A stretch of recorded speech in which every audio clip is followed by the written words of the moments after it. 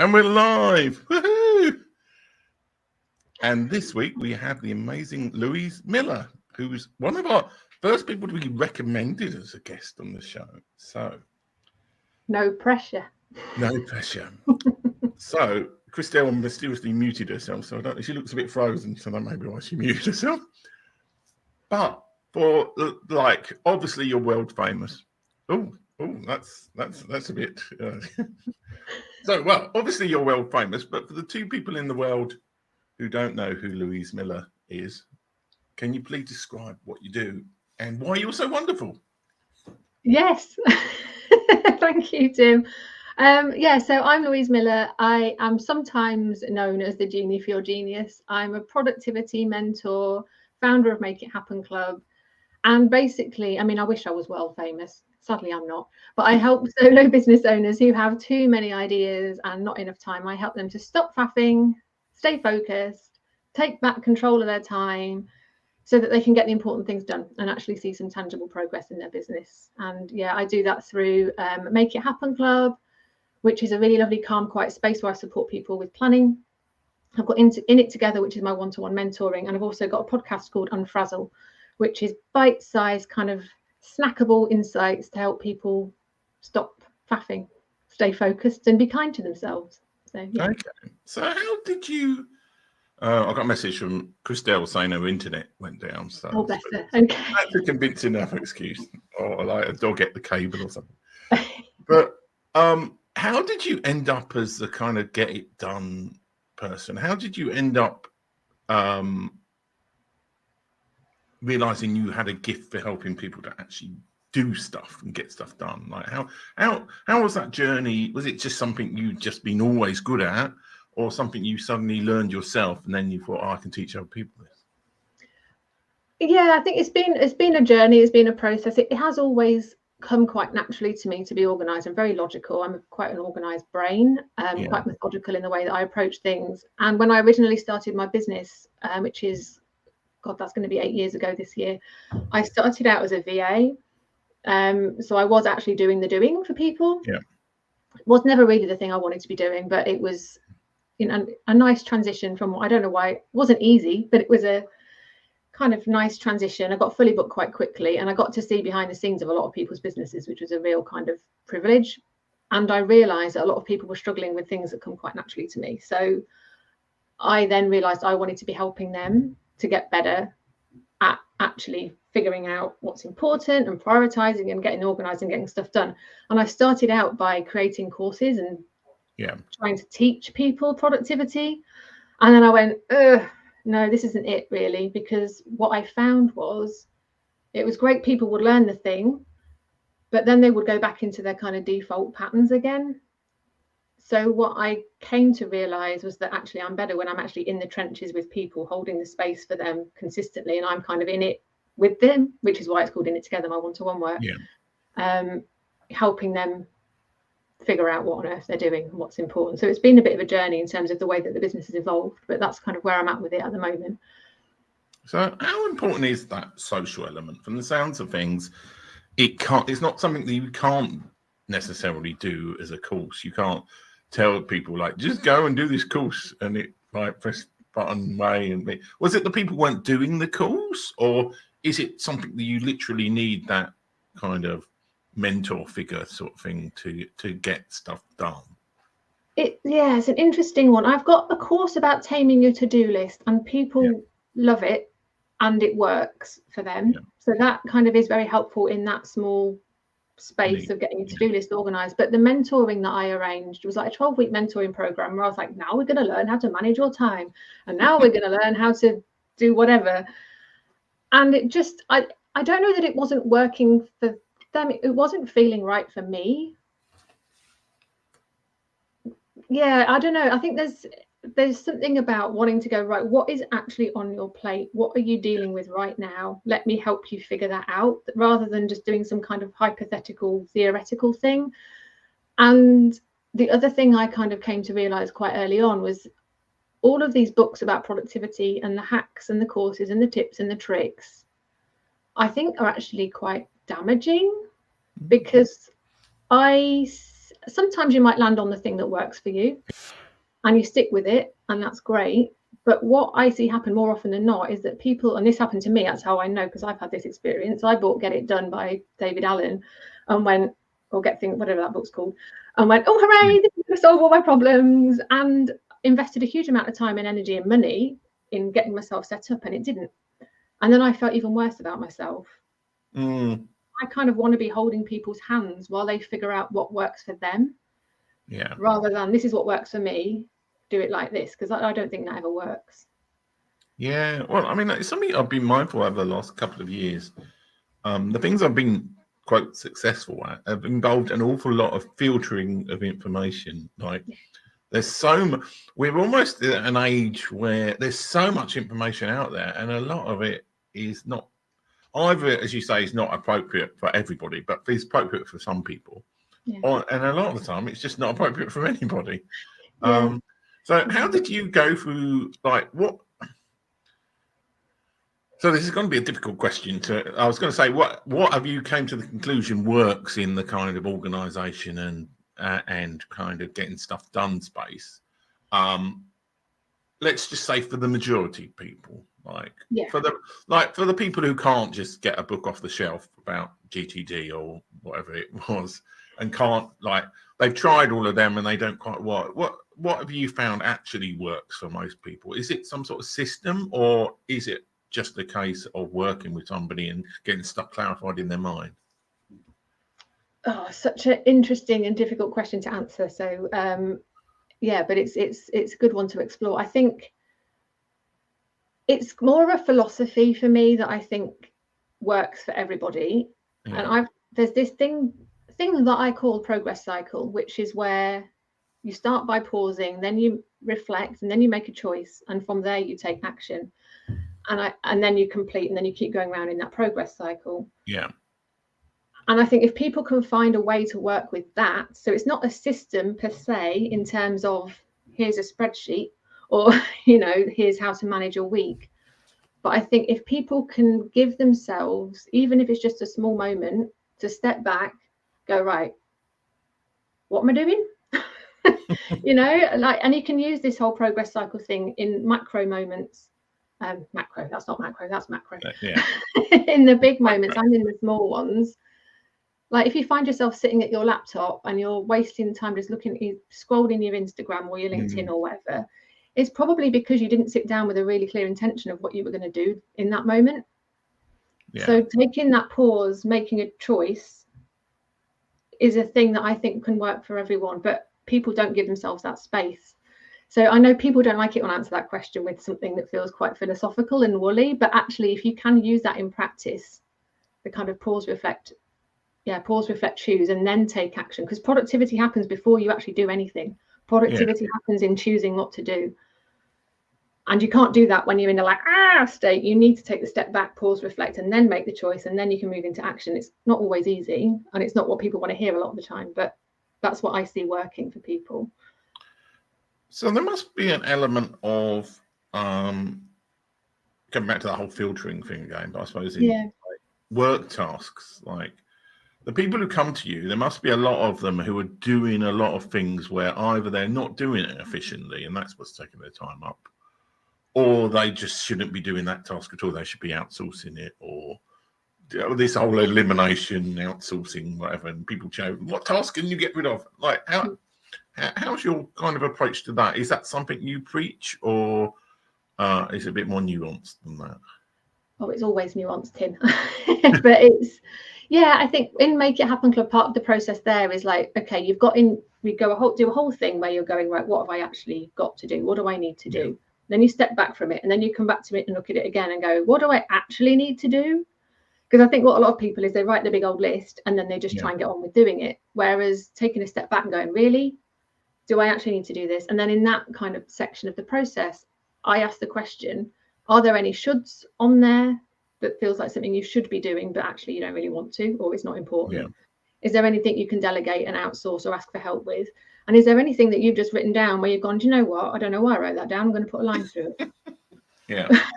So again, it's that, and you get there from taking the time to step away and look at it with that even just stepping away for a minute can give you a fresh perspective. What a lot of people do is do a massive old brain dump and then think, right, that's my to-do list, and try and do it all themselves. Yeah. And they don't allow themselves that thinking space. Yeah, does that answer the question? Yes, it did. I normally rely on Christelle as a bit of a crutch in this show to, like, she asks one question, I ask another. So I'm like, oh no. What would you say, from the clients you work with, is the biggest issue most of your clients face? That is there anything you can kind of help them with straight away, and it's just like, oh yeah, just do this? What is the biggest issue with your clients come to you? Quite often it is that they're trying to do too much. Yeah. And they're trying to do all of the things and they want to get it all done by tea time. The challenge that I have in that is that they don't usually want to hear that. Yeah. They don't want to come to me and have me going. So I usually don't say that. I will just ask lots of gentle questions where we go, right, let's have a look at your diary. Let's have a think about exactly what's going to happen with all of these things you want to do. What are the specific tasks you want to take? Now let's have a look at how much time you've got. And then generally speaking, they come to the conclusion themselves that actually not all of this is going to be doable.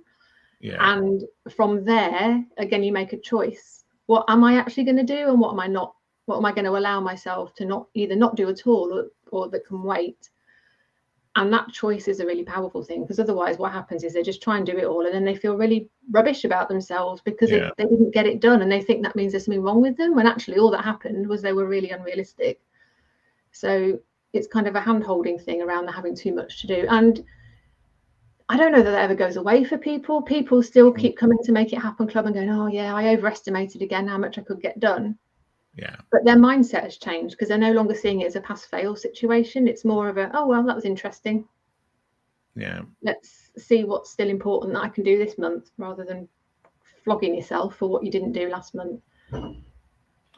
Is it like, because like many years ago, you know, I used to work in IT, and they had the whole agile development thing, which I would say was great, but actually I think it was quite good.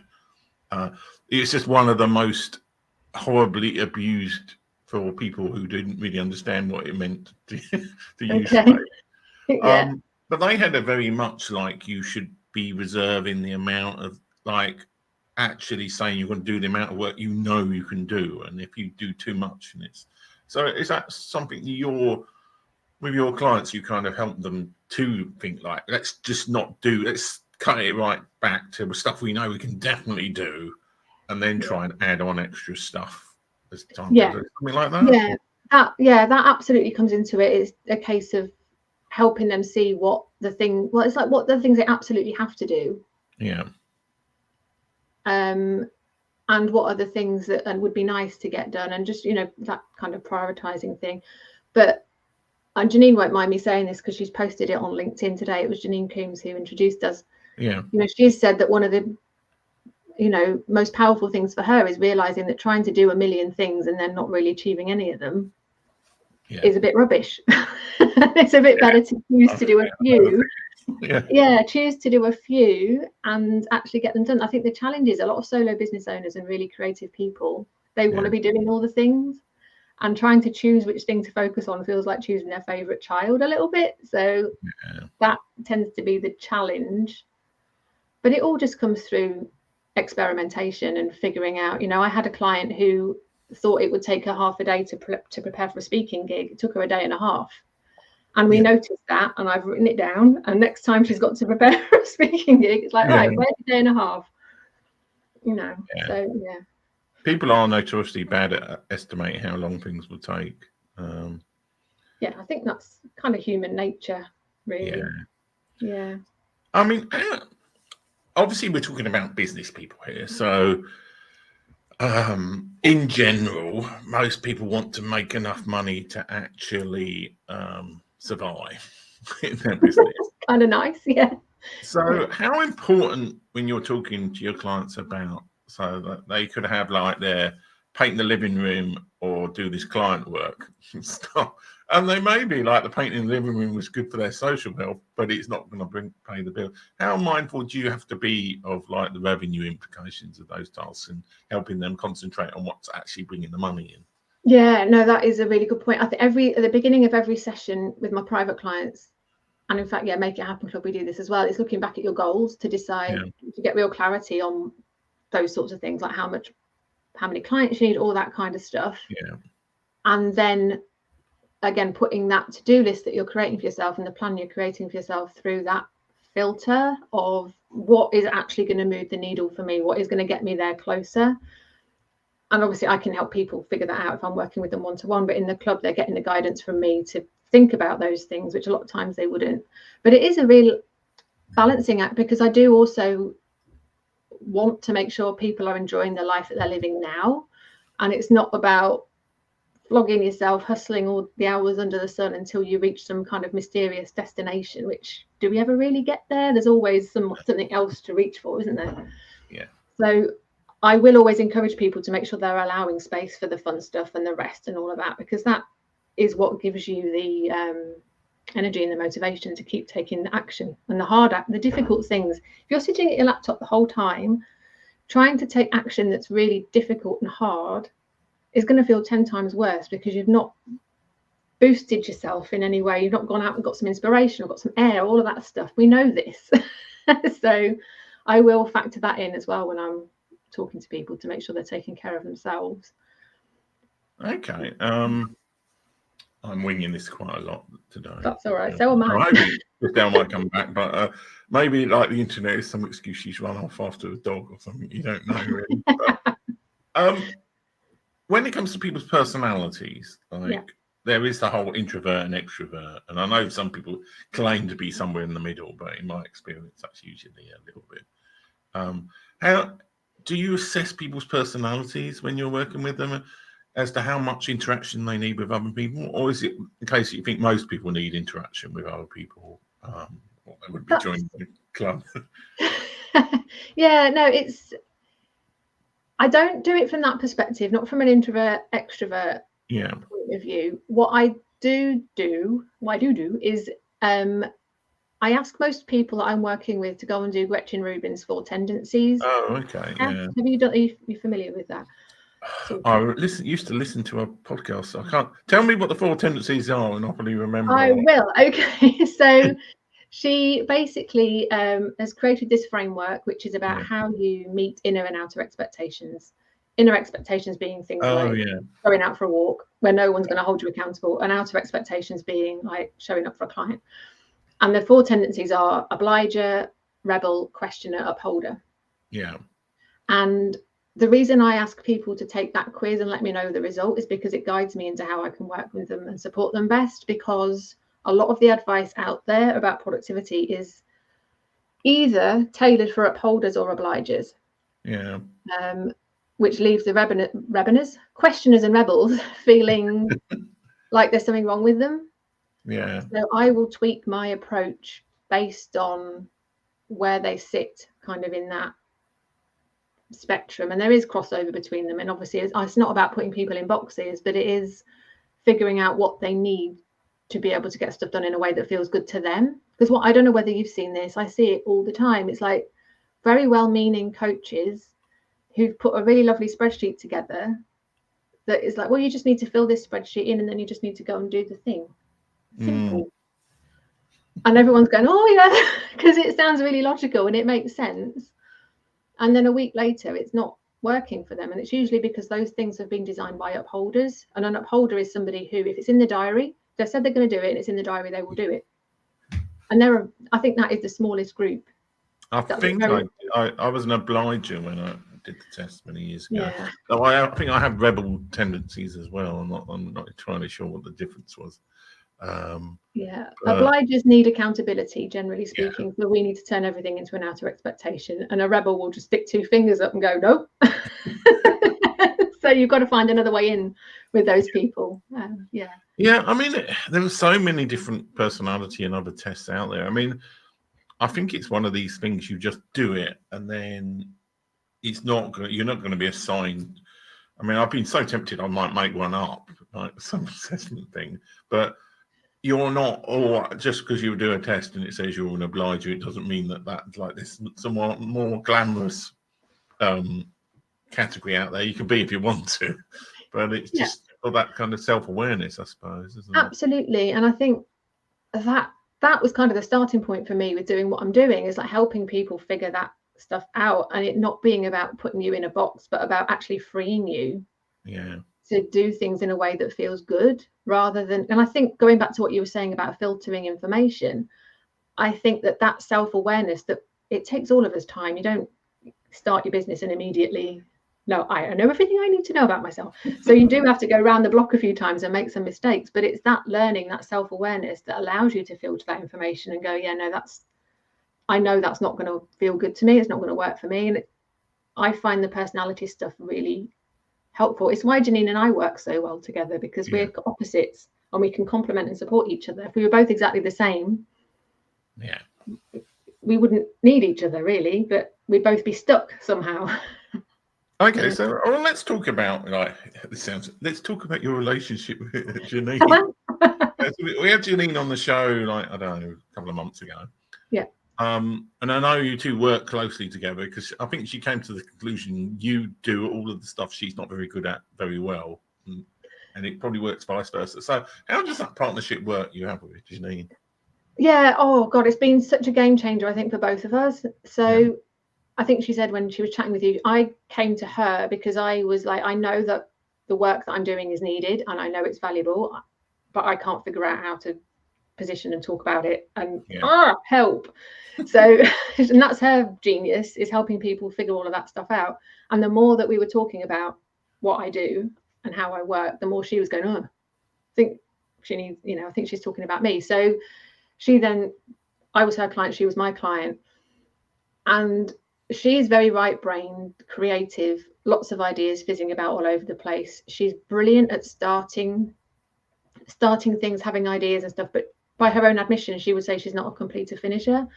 Whereas I am not always coming up with new ideas, which can be a bit of a problem sometimes.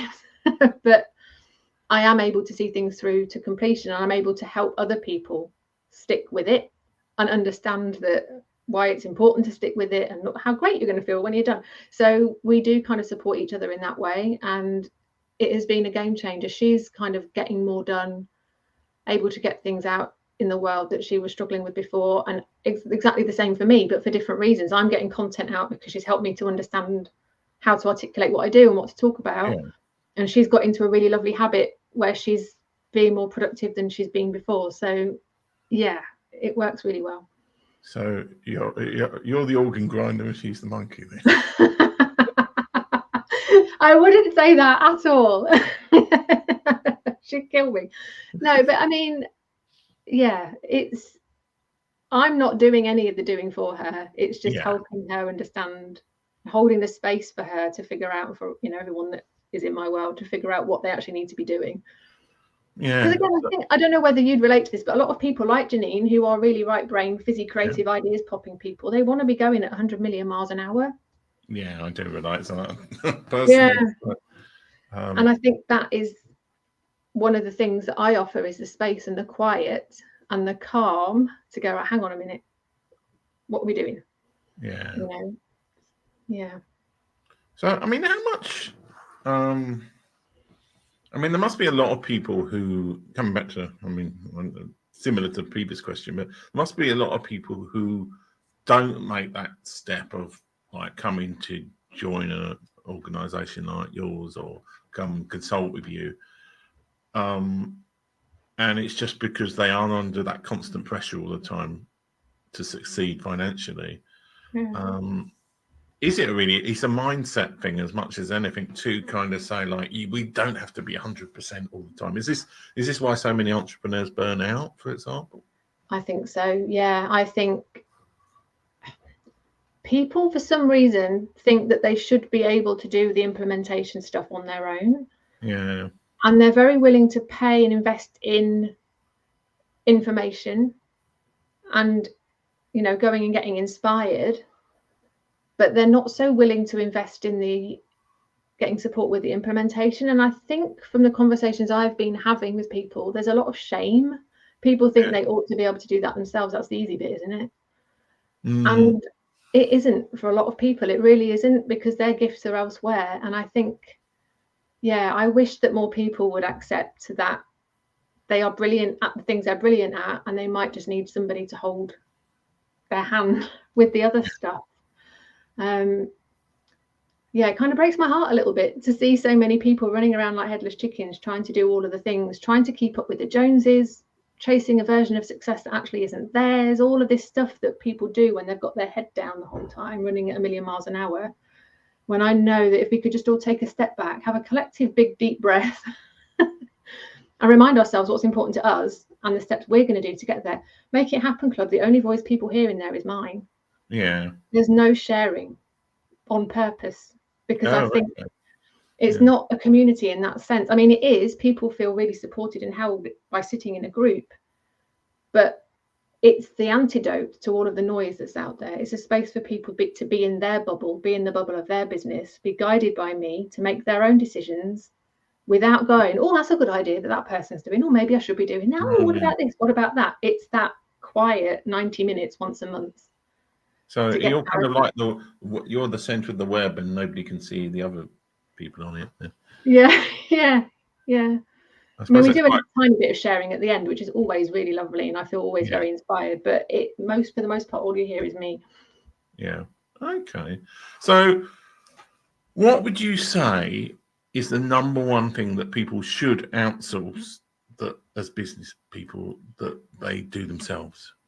The thing, oh God, that it will vary so much depending on what their strengths are. I think it is about figuring out, where am I in my genius? What has to be done by me? What could I not get somebody else to do? And anything that feels like a struggle and a strain and that somebody else could easily take on, I think is a good place to start. And that's going to be different for everyone. Yeah. That's a nice diplomatic answer. I know. It's just we're all so different. We're all special snowflakes, Tim. Okay. Well, talking about special snowflakes, then, what kind of, what are the most unusual businesses you've worked with? And what has been the weirdest challenge you've seen that somebody have that you work with? Oh, crikey. God, that's a good question. I don't know that I am working with anybody weird. With weird challenges. Yeah. I mean, I have and I'm just working with somebody that's quite unusual for me, because she is an absolute powerhouse and has come off a year of not doing very much and has come into this year going, I want to do all of these things. Everyone is telling me I can't do all of these things. I know I can do all of these things. So my job there has been to hold her through that and make sure that she's really clear what she's doing and she's not sitting spinning in her chair. So I've met her kind of where she is, which is an unusual way of working for me, but it's worked really well for her and she's achieved a ton of stuff through that. But yeah, generally speaking, my clients are kind of coaches, service providers. I've got somebody in Make It Happen Club as a TV presenter, but she's not weird. I've got school finance experts. I've got wellness coaches. I've had web and tech people. Yeah, all kinds of lovely humans. Okay. Well, I'm not sure what happened to Christelle, but she's lost in somewhere or other. Lost in the well, internet. You've held the fort marvelously, Tim. So I ask you the final question, not anything to do with llamas, but how can people find out about you, and how can people work with you if they want to join the club? And what packages do you offer, and what can people do? So sell yourself. Oh God, no. So yeah, Make It Happen Club is do you know what? Go to the website. I think is probably the easiest thing, because I'm not going to be able to in the next 30 seconds. So I put the link to my website is in the thing on the screen, because it's not my name. Come find me on LinkedIn as well, as another good place to come and find me. Yeah, I think I'm on LinkedIn. I've got some free stuff on my website. There's an intervention if you're feeling frantic and frazzled and like you don't know up from down. There's a sort of 5-step intervention on my website that can help you come back into that calm focus so you can start moving forward. And that, I think, is a good starting point, because it will help people experience what happens when they just settle themselves Yeah. and move forward from that kind of place. Okay. I can give you the link to that if that's handy for you to share. Okay. Well, if you tell me the link, I can put it up in a little banner. Oh, let me pop it in the chat. Hang on. Yeah, we're showing behind the scenes stuff. Copy link address, and then I can. Don't put up my book chat live. Oh, do I have to set up a folder? I have to set up a folder. Oh, don't. Shall I just speak it? It's bettylouonline.com/intervention while you're doing that. Yeah. So here we go. There you go. Yeah. Yeah. So over the totally out of date 2-person banner that I had to put up, which has like both the wrong places for where it's available and the wrong time. So it's nice to cover up the bottom. So if you want an intervention for your business, I presume you don't do other interventions, do you? It's just I don't know. Not qualified for that. Yeah. Talking to people about their drinks problem or whatever. No. Well, thanks so much for being on the show, and this show will go live on YouTube this evening. We're moving to have the live show whenever we record it on LinkedIn and Twitter, and then the next Wednesday that's available, which happens to be today for you. So we're still up to date, but we will be doing a show on Monday and Tuesday next week, and then the Monday one will go out on the YouTube on the Wednesday. So that's kind of the idea, is so that when I miss Wednesdays, we can just we've got a whole load of shows in the backlog. See, organisation. I love it. Be prepared. Excellent. Yeah. But your show will go out today. So amazing. Yeah. So thanks anyway, and great to have you on the show. Thanks for having me, Tim.